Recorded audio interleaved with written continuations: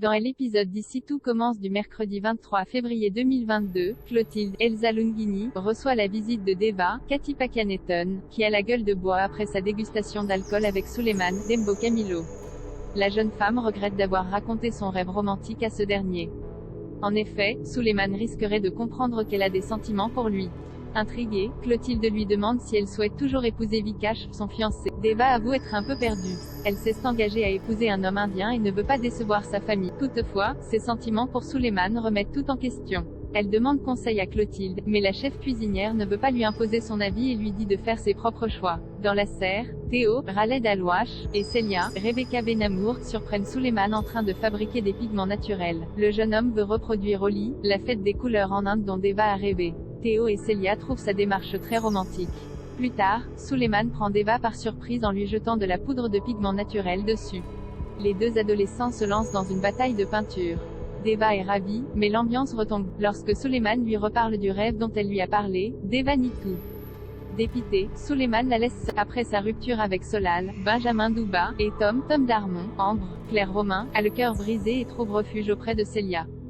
Elle a peur de ne jamais retrouver quelqu'un qui lui corresponde, et que Solal ne lui pardonne jamais d'avoir choisi le polyamour plutôt que lui. Célia lui conseille de se concentrer sur le positif, ses amis et ses études. À la table des rivières, Solal n'a pas la tête au travail. Ambre a été son pilier toute sa vie et il n'envisage pas la suite sans elle.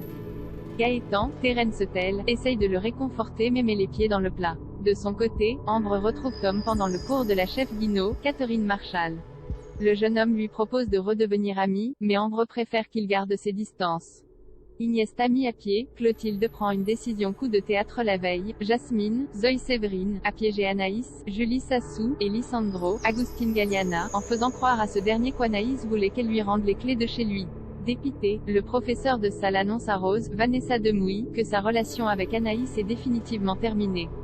Il ne sait pas comment l'annoncer à son fils, Esteban, Noah da Silva, qui est très attaché à son ex-petite amie.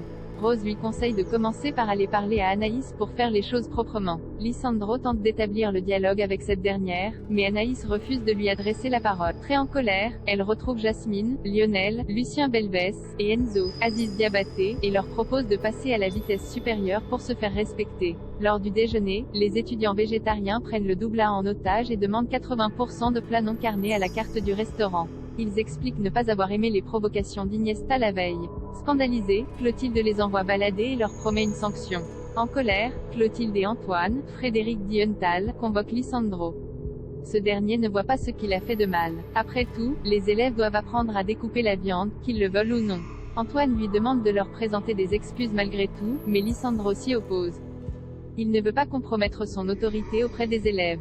À l'approche du service du soir, Greg, Michael Mittelstadt, Charlène, Paula Petrenko, et Tom demandent aux végétariens de débarrasser le plancher pour les laisser travailler. Iniesta tente aussi de les faire partir, mais Lionel, Anaïs et les autres refusent de bouger. Poussé au bout, le professeur de salle se met en colère.